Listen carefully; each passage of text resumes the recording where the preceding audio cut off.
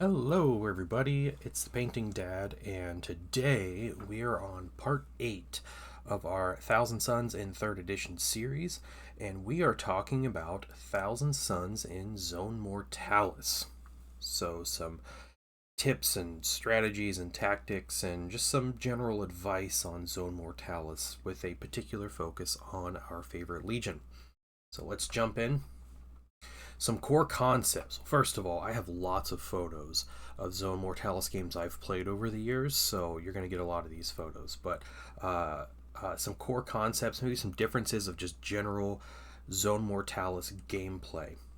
First of all, the focus of Zone Mortalis is indoor battles. So you'll notice from the photo there's lots of walls, you have doors, there's lots of corridors, like narrow spaces, low line of sight, those kinds of things. Very little range. You're not normally dealing with maximum ranges of like long range weapons.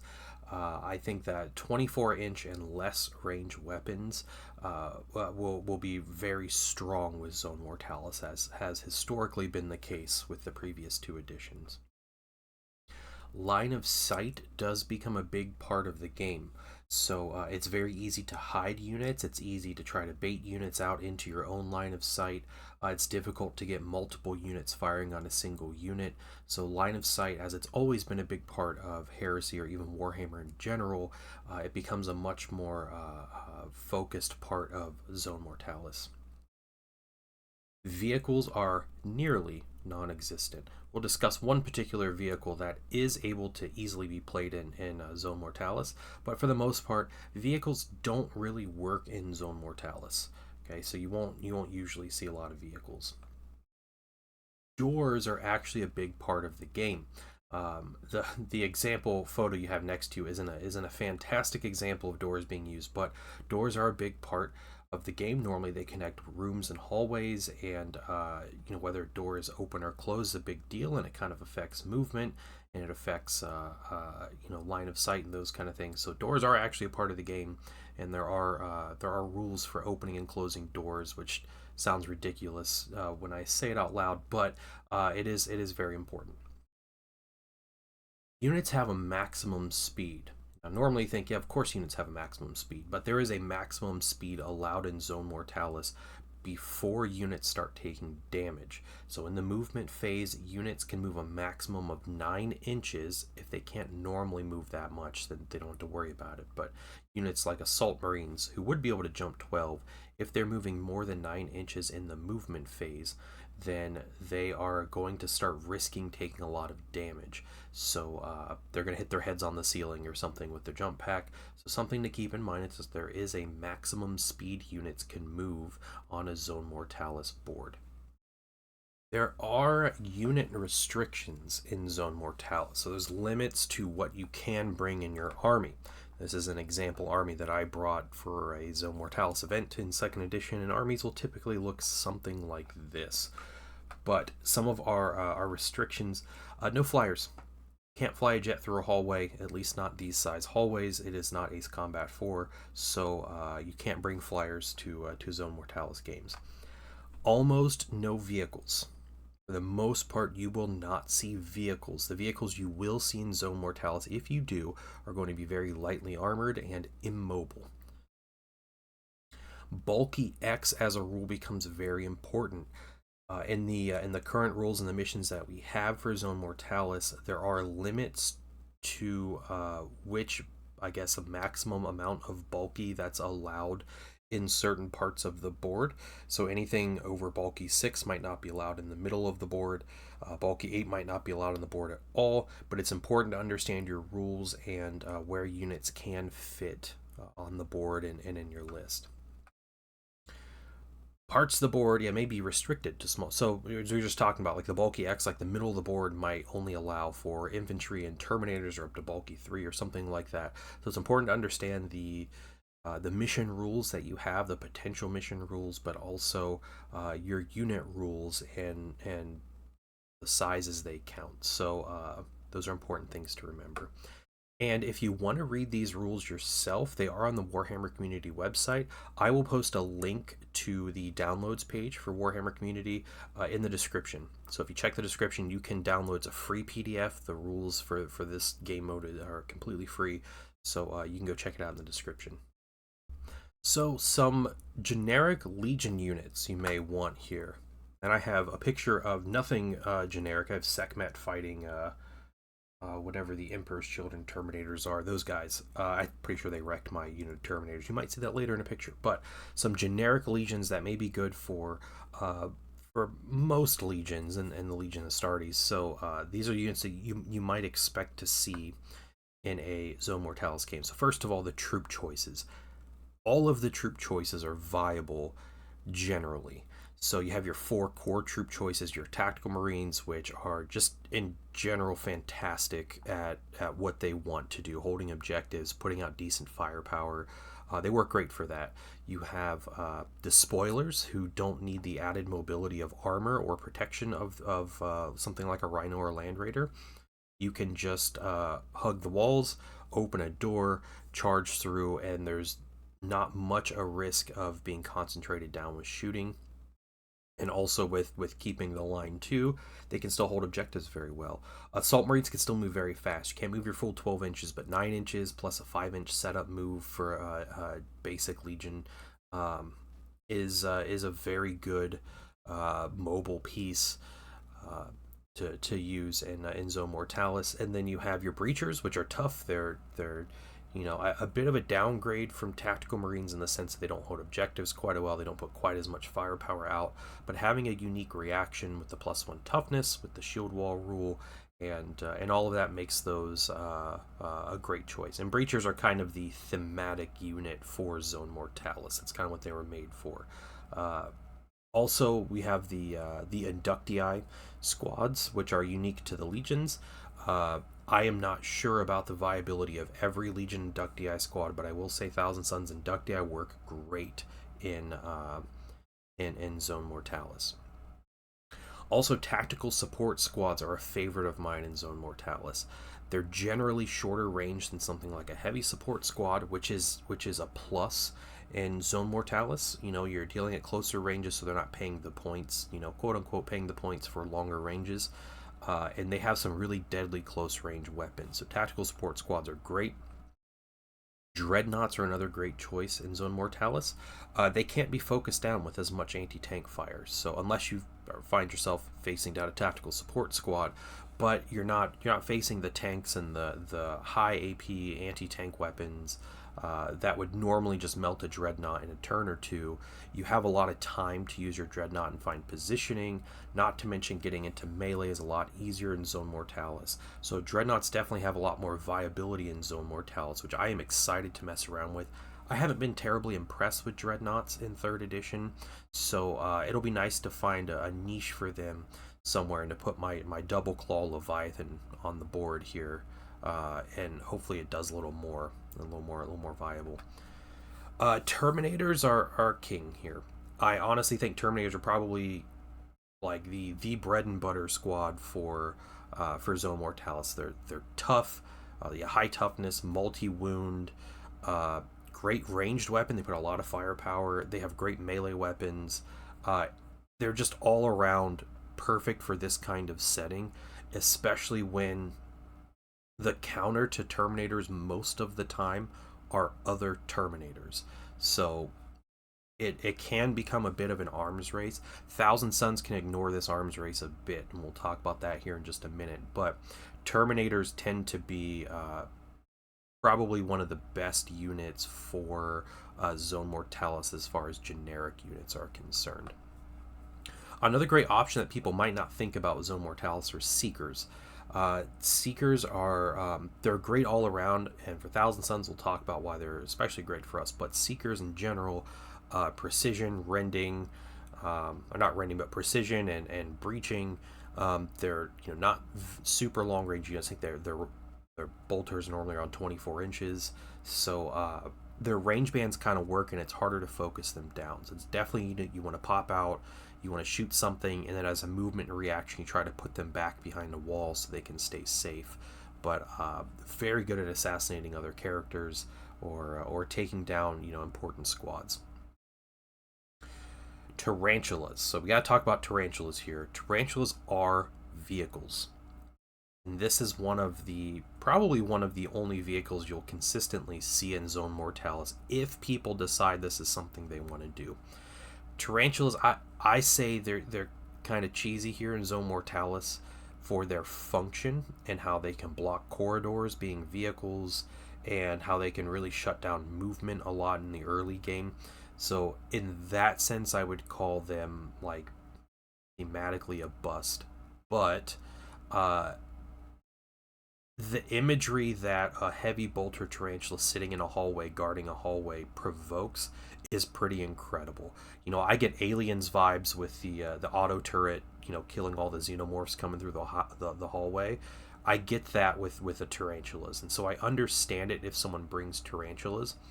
But tarantula spamming is a blight on the edition a bit. So I will say they're probably a more cheesy option unless, you know, your opponent is maybe amenable to some specific deployments with them. But those are vehicles, and those are probably the vehicles that you will see the most in Zone Mortalis, because they're one of the only vehicles that can actually fit in a Zone Mortalis board without just automatically being destroyed. So those are some generic Legion units you might want. Some Thousand Suns units. All right, some of these units that we might want to see, and we have a big list here. So let's get into it. No photos on this page. Sekhmet Terminators. Sekhmet, in my mind, they fulfill the same role of a standard Cataphractii Terminator squad. They just do it a little better. So they have higher weapon skill, which is massive. It's a massive benefit to be weapon skill 5 on a Terminator squad. They have a pretty decent weapon. The Achaean Force Swords they're great. It's a power axe without the initiative detriment. That's essentially what an Achaean Force Sword is. So, you know, they're +1 strength, they're AP 3, they're breaching 5 up. It's an all-around decent weapon. But it is something you'd want to replace some with Power Fists or Thunder Hammers. You'd kind of want to mix up the weapons. I think all of them with the Force Swords is maybe not the most optimal choice. It does look really cool, though. They also have an extra point of willpower, so as a Thousand Suns unit, they go up to willpower 9, meaning that whatever their arcana you give them, they get the added benefit of a higher success chance. I think it goes up to a 92% success chance or something crazy like that. It's an astronomical number that you're looking for success. So Sekhmet, you basically treat them in the same role as you would for any Terminator unit. They're just more expensive, but also a little better at that role. Keenatai Blades, or the Keenatai Occult Cabal, I think they work better in Zone Mortalis than standard games. They have the same Achaean Force Swords that the Sekhmet have, except they're paired, so they get a bonus attack. They're each throwing 4 attacks each with what's essentially an unmodified initiative power axe. So it's a great profile. Keenatai are relatively fragile. They're in power armor. They are 2 wounds, but being in power armor makes them fairly fragile, and not having a jump pack in a normal game means that they're kind of slow and they're very vulnerable. Zone Mortalis melee units are much less vulnerable to shooting. They're easier to hide, it's easier to get them up close. So in that sense, Keenatai are just straight up getting a buff from playing Zone Mortalis. They still need to be careful with their target choices, and I do talk about that in a previous video with the Keenatai, where you can't just run into Terminator squads or you will get wrecked and you'll lose a very expensive squad. So picking your targets with them works. They're gonna survive most of the time to get into combat, so that's nice. But they still have some similar drawbacks in actual melee as they do in standard games. The Osirian Dreadnought mulches infantry, and it does it better than most dreadnoughts, especially Contemptor dreadnoughts. And the reason it's able to do that is because its blade, its melee weapon, it's an Achaean Force blade of Gravis Force blade maybe, it has the Reaping Blows 2, a Reaping Blow 2 rule, which means when it's outnumbered, it's getting 2 additional attacks. So now your Dreadnought's getting 6 attacks in combat, and it's helping it kill that many more troops. It is 2 damage, so it'll kill Terminators in one swing. If you're fighting other Dreadnoughts, you can take a force check and you can double the damage to 4, which is better than most Dreadnoughts get in melee. So the Osiren is it's a very good melee piece, which means it's going to work really well in Zone Mortalis, and it can also get a Psychic Discipline, a full Psychic Discipline. So if you want to Biomancy your Dreadnought, not something I would particularly do, but it does get the benefits from, like, impact strength. It'll get from charging if you're a Biomancer. You can give it Shroud 4 up, being a Telekinesis Psyker. So you get those benefits, and you can also give it the Prospering Arcanas. So you can give it an Arcana for an additional 10 points. You can really kit this thing out for a very specific job, and it'll work really well at that job. So I do like the Osiren a lot in Zone Mortalis. The Castellax Achaea are great at soaking perils, and that's their role anyway. I don't think they have much of a great profile for outputting damage or for even taking shots. And in fact, the times I've brought Castellax in core missions, they've been target priority number 1 because they're very easy to kill at 4 wounds and a 3+ armor save, toughness 6. A long-range anti-tank weapon can take one of these down really easily. And they give up the first strike secondary mission points.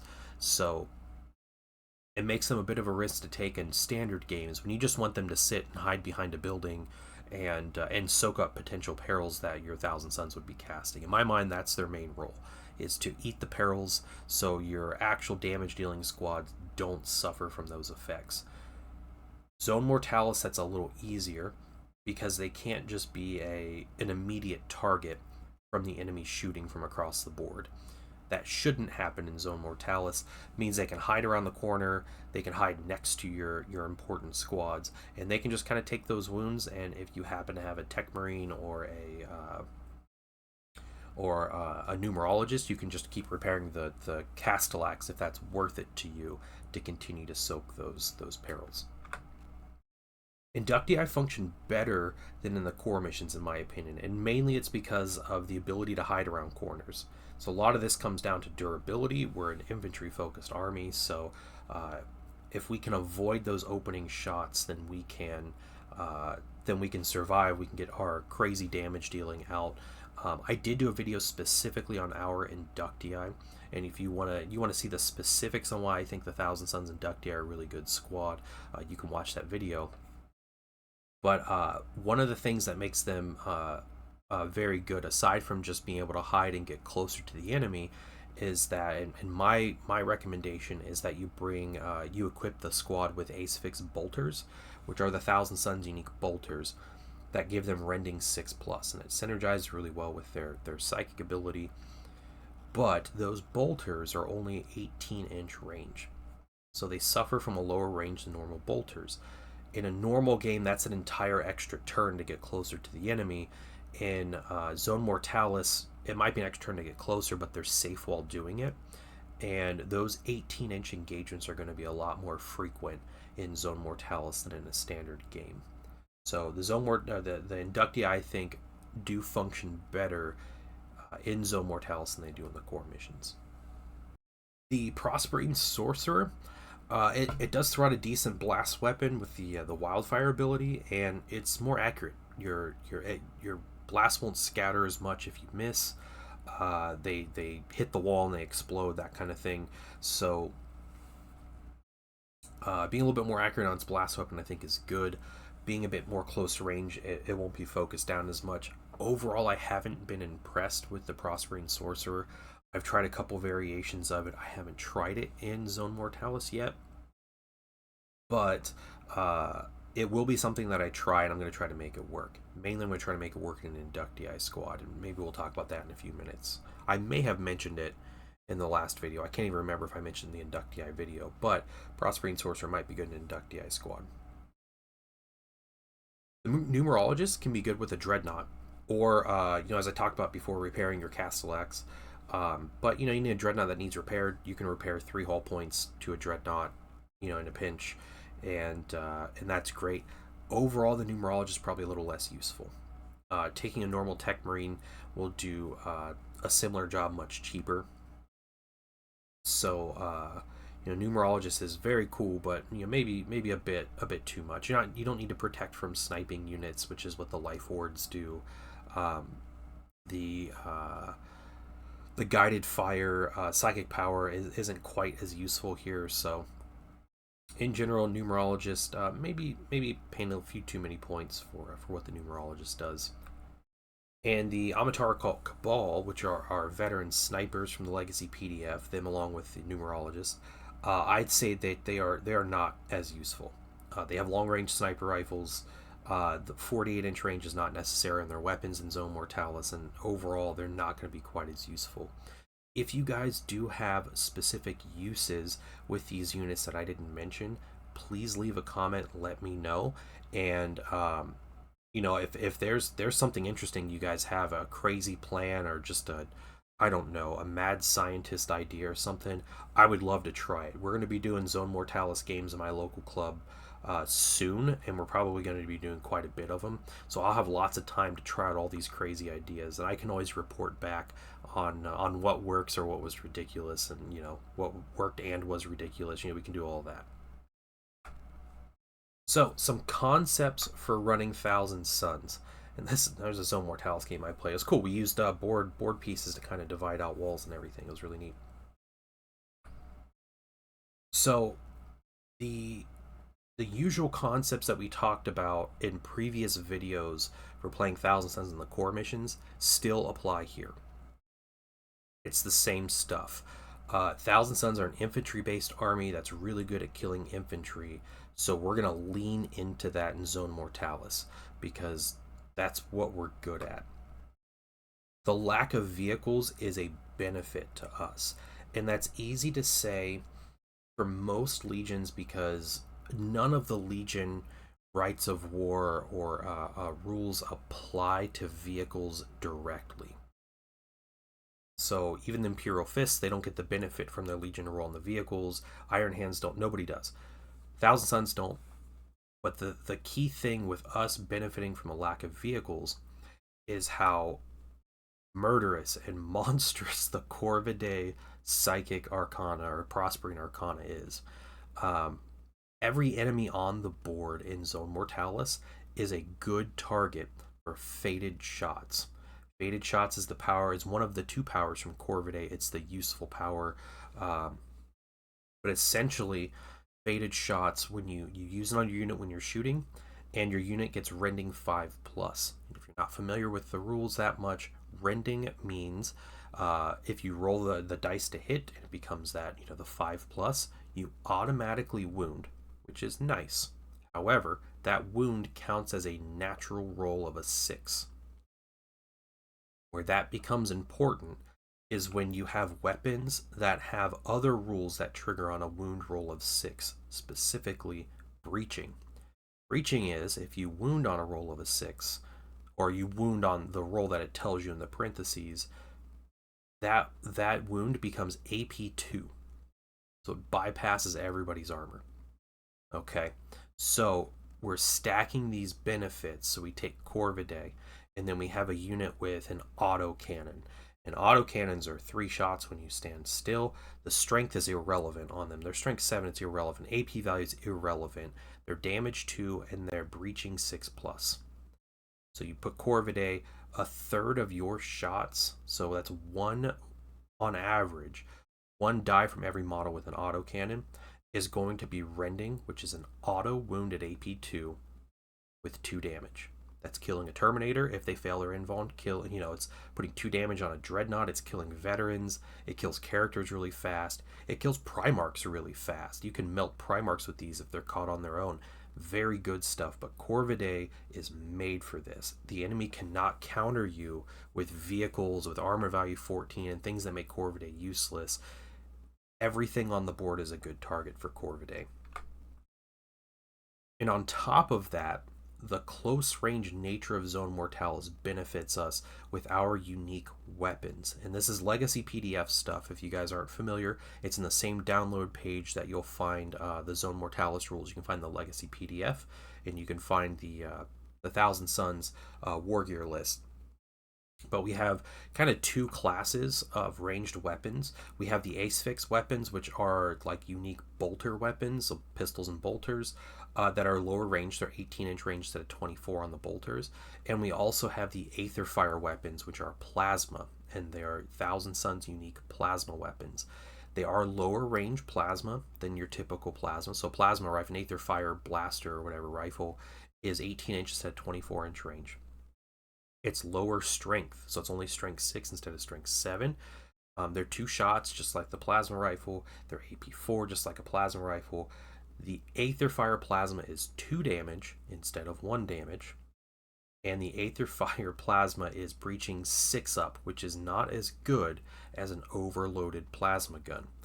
But there's no overload on the Thousand Suns plasma gun. Thousand Suns, the Aether Fire plasma gun. So we take that breaching 6 up with the 2 damage and the 2 shots, and we combine all of this with rending 5 up and the closer range that doesn't affect us as much.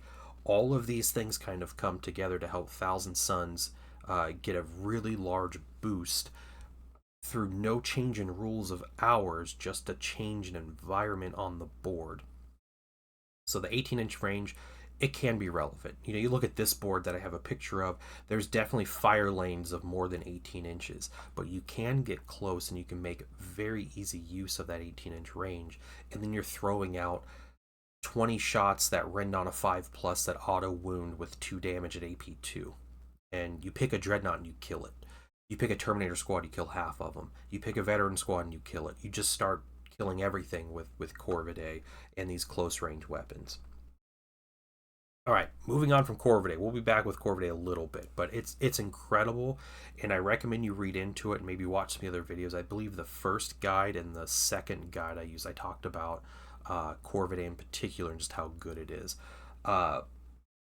Keenatai are they get a buff. They have an easier time hiding, and that helps them get into combat, which helps them do what they were born to do and things that they're really good at. So again, target selection the Keenatai, but they do have an easy time hiding, and it helps them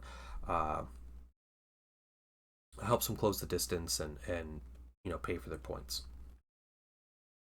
Something to keep in mind with Zone Mortalis is that you're playing games typically at 1,500 points is the standard points value that I guess the writers recommend. That means you have less reactions. It's one standard reaction point per player.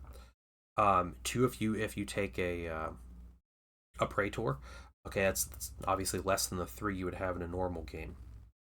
That does reduce some of the value of the Arcanas that you would get. So Pavonia and Raptora are not benefiting as much because you have to be a lot more selective. However, less of your units are being targeted by shooting per turn, so still having those Arcanas is still important to make one of your squads maybe a tactical support squad. Eat a turn of shooting and maybe take 2 casualties instead of 6 or something. It'll help your army staying power that way. And as always, you want to synergize your command models who are joining units. So you can mix and match Arcanas. You never want a unit with the same Arcana joining a unit. So you don't want an Athenian unit joining an Athenian. You don't want a Corvidae unit joining a Corvidae unit, because then they don't benefit from that synergy. You want Raptora or Pavonia joining Corvidae or Athenian, so they can make use of all the powers throughout both turns. Okay, and that's something, if you want to watch the Prospering Arcana video, I talk about this a lot and how important it is in your list building to plan out where your command models are joining and what role you want those squads to have. Some working combinations for Thousand Suns, so some units and equipment and everything that we have. And there's a Lightning Claw squad getting charged in the back by a Dreadnought. I'm pretty sure they fought each other through the rest of the game, is what happened there. But first, we talked about this: tactical support squads, Aether Fire Plasma, and Corvidae Arcana. Easy.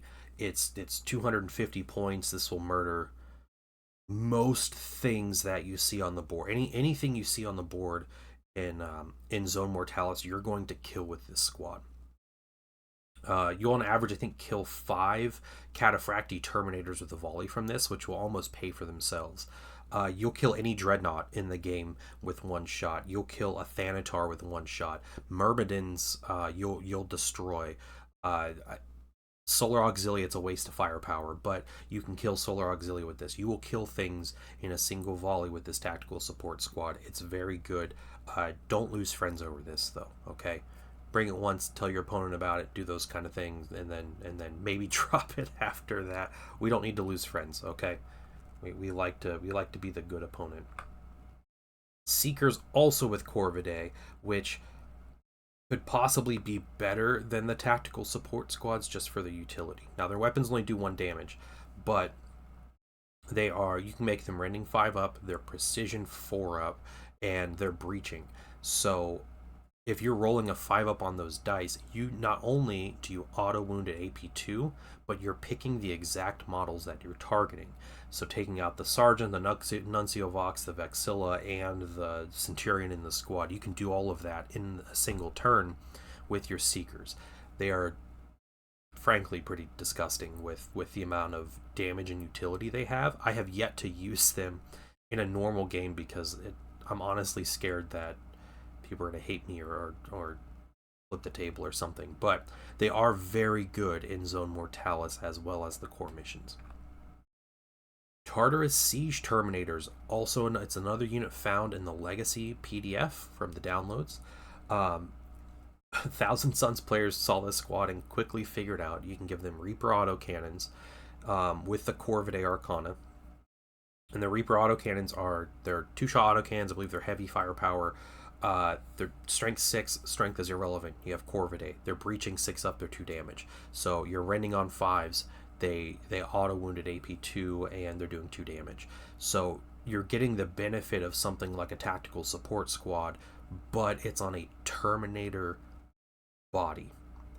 Not only is it as tough as a Terminator, so toughness 5, 2 wounds, 2+ save, 5+ invuln, you're also looking at a power weapon that comes included in the unit. And so power lances I've seen as preferred because the extra initiative gives you just that chance of hitting before you're hit kind of thing. But you can put power fists on the squad, you can do power swords, power axes, you can do any of that. Very expensive squad, but this is a Death Star squad. Like, this squad goes to the middle of the board and they keep it. That's how this squad works. But still, Corvidae on this squad, they do all the damage. It's the same combo with Corvidae here. Biomancy Librarians for those big charges. All right, Biomancy Librarians are great. My recommendation, and I see a lot of people who I think that make this mistake of putting the Biomancy Librarian with the melee squad. I think that that's a mistake. For 2 reasons. One, Biomancy, the ability when you charge, the Biomantic Rage, I believe, when you cast it, you pick your target. The target can be outside of your squad's your own unit, so it has a range, 18 inches in line of sight. So you can cast it on a unit as they are charging. You don't have to be charging with them. So you don't have to risk your Librarian just to get the +2 strength and +2 toughness. But also, if you do happen to perils with your Librarian, you could take a lot of wounds, 3 wounds as 1,000 Sun from the Warp Rupture. But the Etheric Feedback is the deadly perils, and it's the more common one where it stuns your squad. If your squad goes into a charge stunned, then they're all initiative 1. Don't do that to your melee squads. Keep your Biomancy Librarian outside of your melee squad. Put them with a tactical squad. Put them with an Inductii squad. Do something like that, but don't put them with the melee squad. However, +2 strength and toughness in these small engagements in Zone Mortalis is deadly. It's very good. Alright. Raptoran Pavonian Command models, great. It's good stuff. We talked about this. You have limited reactions, but using those reactions to keep an important unit alive, like those support squads or the Tartar siege terminators, something like that, very important and very good. So yeah, those are great combos. Personally, when I play, I always prefer the close range shooting. I'm not big of like a I don't know, like unga bunga run into melee and hit people. That's normally not my play style. So I always prefer, I play bigger games. I prefer like mechanized, close range firepower, those kinds of things. Uh, that works in Zone Mortalis, and that's the same for me. So, Corvidae is really good here. Um, Command models join for Raptora to eat the shots and those kind of things, and all these units kind of live um, within that sphere of like that close range firepower. I do think it's important to have a linebacker unit, and what I mean by that is a unit that's not going to run immediately into combat, but a unit that can stay back a little bit and react to where the enemy is coming. So the enemy has a big unit of Terminators that's coming maybe to a place where you can't like get enough firepower on them. You're going to send your linebacker unit as maybe a stopgap or to maybe destroy that unit or something. It doesn't have to be a large unit, 5 Terminators, maybe a squad of 10 veterans with some melee weapons. Something like that I think is always important as a reaction piece and as a way to add a bit of like a correction or not to like reduce the skew of your list a little bit. So some general advice coming into toward the end of this video. Another good shot. It was a fun Zone Mortalis game against Emperor's Children. Uh, Zone Mortalis is still an objective game, so you capture objectives the same manner. That means line is still very important on your tactical squads and your despoilers. Okay, just that equation changes up about the viability of despoilers versus tacticals and all of that, but it's still an objective game. You still have to hold objectives. You have a little more limited reactions. You can still try to manipulate that, but your reactions are a bit more limited. Close range shooting and melee are the kings of this game mode, right? So keep that in mind. As you're building your list, you don't need, a bunch of missile launchers or something super long range. Hiding is generally very easy. Okay, it's easy to get those melee squads in, it's easy to get those close range squads into range, and that's just kind of the function of Zone Mortalis. You need to always be aware of enemy movement. And we talk about using your reactions and how it's important to keep your units alive. One of the best way to keep your units alive is to react move away and around corners so enemies can't see you or so they're out of charge range or out of that close range. Your opponent will be doing the same thing. So keep that in mind. When it comes to doors, and we didn't talk about doors a lot, but it was always a general advice to not open doors unless you have to. There's typically like a game of chicken that happens with doors and the timing of opening doors where you might not want to open the door first because now the enemy can move in through the door and come after you, or they can shoot at you, and there's some different things to consider when it comes to doors in general in Zone Mortalis. So just think about that. As you go into a game, like, do I need to open the door? Is it better if it's open or is it better if it's closed? And, as I just mentioned, move reactions may just be better than any of your psychic powers. What's better than being toughness 6 against a shot is to not be shot at all. So something to keep in mind is the movement reactions, while they're already very strong in core missions, they could potentially be even stronger in Zone Mortalis with all the line of sight blocking and the hallways and corridors and corners and everything to hide. So as a bit of a conclusion here, that map is a very open Zone Mortalis map that we played on. Still got a lot of close range shooting, but that one was, sometimes we're limited by our terrain. Just keep that in mind. And that was a big board also. As a 6x4 board I think we played on. So Zone Mortalis games are similar to core missions with some key differences. Okay, that's important. We talk about those key differences, but keep that in mind when you're making a Zone Mortalis army. The lack of vehicles helps Thousand Suns greatly. Okay, our Legion rules are focused around destroying infantry and dreadnoughts, things with toughness and wounds. And when everything on the board has toughness and wounds, Thousand Suns benefit. Corvidae is the best power here. Seriously. You absolutely melt stuff with the right weapons. When you can, if you think ahead just a little bit on your weapons here, you will be able to melt any squad on the board with no issue, getting in the right position. And I personally think that Thousand Suns may have an edge over every other Legion Astartes army in Zone Mortalis. Now, I'm not totally sure comparing these to Demons, Militia Mechanicum, Solar Ox. I haven't kind of made that comparison.